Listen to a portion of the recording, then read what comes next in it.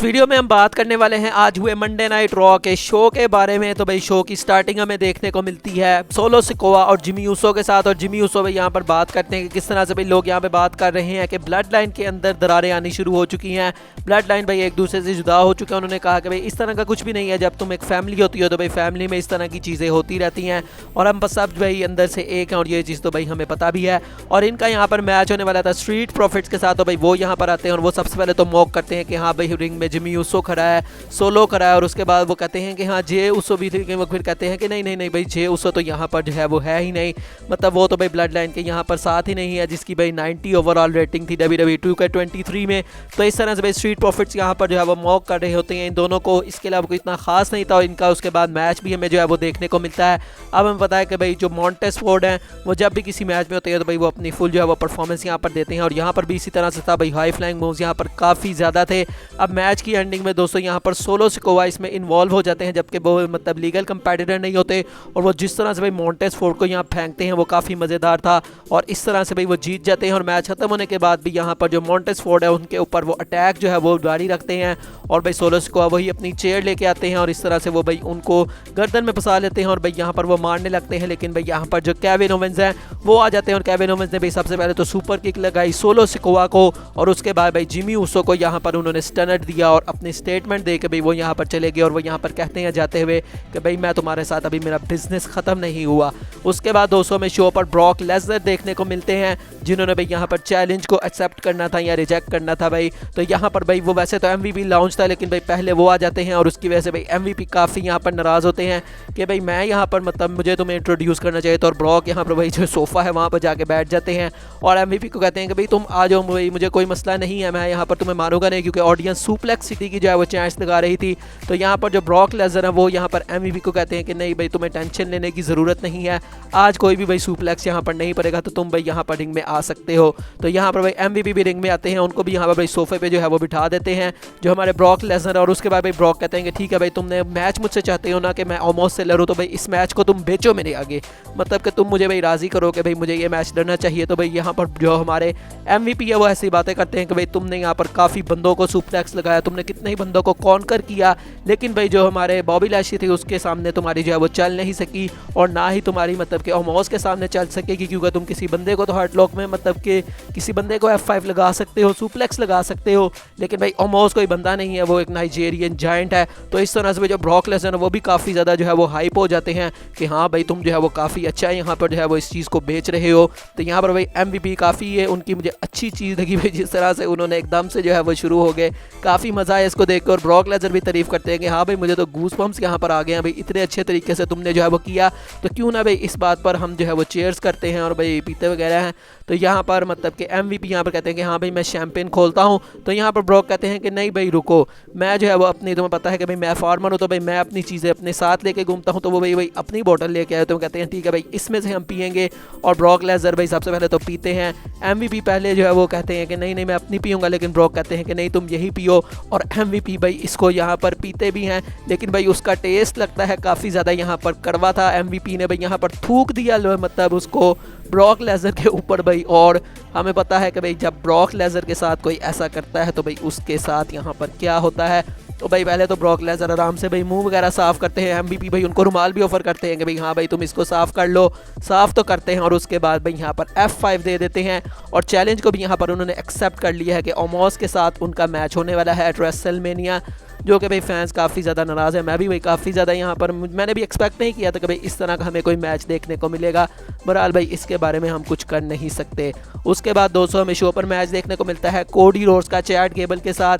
और यहाँ पर भाई जो ऑटस है उनका अलग ही कोई भाई लड़की के साथ चक्कर चल रहा है जो मैक्सिमम मेल मॉडल वाली है। तो कोडी रोड्स भी उनके साथ भाई एक चीज़ करते हैं, एक छोटा सा हमें मोमेंट जो है वो देखने को मिलता है और उसके बाद भाई रिंग में जाके कोडी रोड्स इस मैच को जीत जाते हैं। मैच खत्म होने के बाद भाई यहाँ कोडी रोड्स कहते हैं कि हाँ भाई मैंने सुना है कि रोमन रेंस स्मैकडाउन पर आ रहा है, तो भाई हमारा अभी तक कोई टाकरा नहीं हुआ, तो स्मैकडाउन में तुम तो आ रहे हो, मैं भी यहाँ पर आ रहा हूँ। तो इस तरह से भाई कोडी रोड्स अब स्मैकडाउन में आने वाले हैं, तो देखना काफ़ी इंटरेस्टिंग होगा भाई इन दोनों का क्या होता है। उसके बाद हमें कॉर्बिन का भी एक सेगमेंट देखने को मिलता है जहाँ पर फिर से उनसे इंटरव्यू हो रहा होता है, लेकिन फिर से भाई यहाँ पर केविन ओवेंस आ जाते हैं और उनकी वजह से भाई उनका इंटरव्यू इंटरप्ट हो जाता है और यहाँ पर केविन कहते हैं कि भाई मैंने जो भी चीज़ भी की उसी लिए की, क्योंकि मैं जो है वो भाई तब तक नहीं बैठूंगा जब तक मैं ब्लड लाइन को तोड़ नहीं दूंगा और मुझे इसके लिए किसी की ज़रूरत भी नहीं है। और इस तरह से भाई वो चले जाते हैं।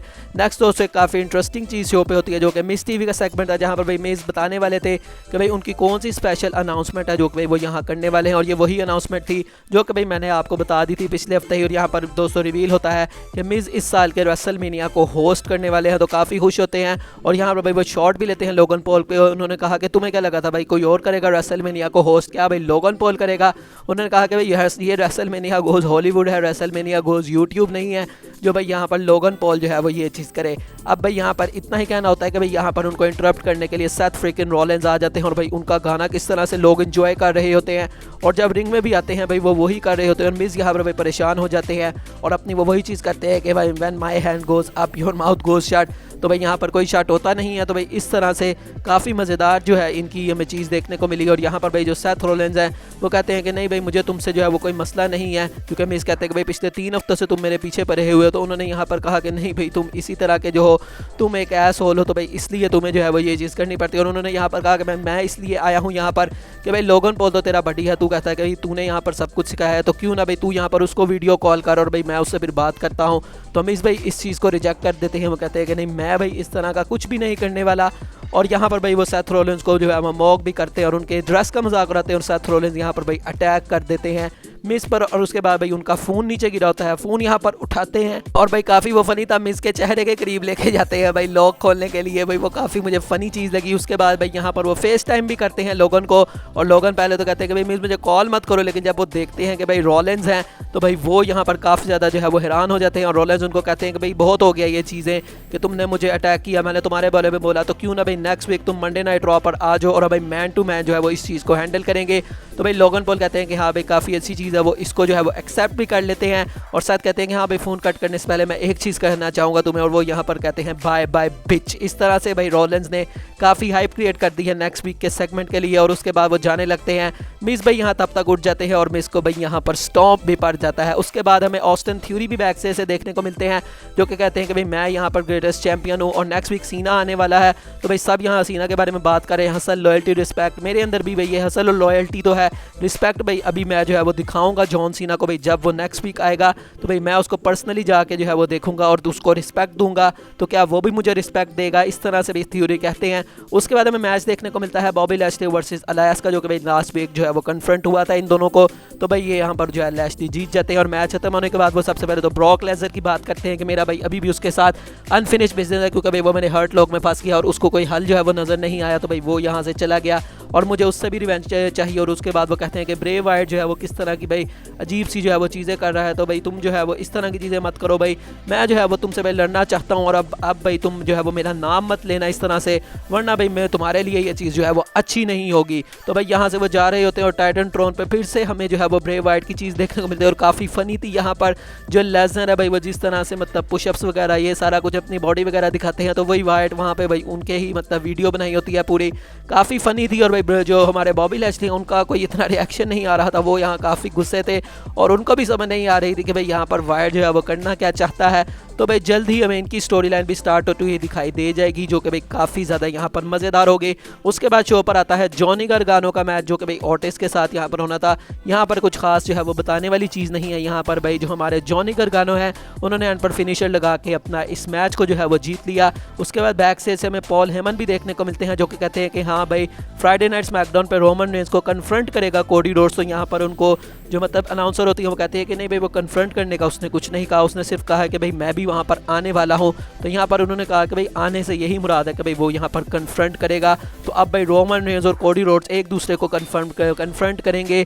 पॉल हेमन ने ये चीज़ कही है और यही चीज़ हमें होती हुई दिखाई भी देगी। तो भाई स्मैकडाउन की एक्साइटमेंट काफ़ी ज़्यादा है और देखने में भी काफ़ी मज़ा आएगा। शो के मेन इवेंट में दोस्तों हमें वुमेन्स टैग टीम चैंपियनशिप्स का मैच देखने को मिलता है, जो कि था between damage control versus Becky Lynch and लीटा। अब ये जब मेन इवेंट में था तो भाई मुझे यहाँ पर जो है वो समझ आ गई थी कि भाई कुछ ना कुछ तो यहाँ पर होने ही वाला है। और मैच की एंडिंग में दोस्तों बेली जब इंटरप्ट करती है इस मैच में, तो भाई यहाँ ट्रिश स्ट्रैटस फाइनली यहाँ पर आ चुकी हैं, जो कि भाई काफ़ी हफ्तों से यहाँ पर जो है वो आने की कर रही हैं। अब मुझे लगा था शायद भाई यहाँ पर डिस्क्वालीफाई जो है वो हो जाए, कोई इस तरह का सीन हो, लेकिन भाई यहाँ पर लोग आती हैं और उसके बाद भाई उन्होंने मदद भी की, लीटा के साथ भाई मिली भी, और उसके बाद भाई यहाँ पर जो लीटा है और बेकी लिंच है भाई उन्होंने हरा भी दिया है डैमेज कंट्रोल को, और वो अब नई वुमेन्स टैग टीम चैंपियन बन गई हैं।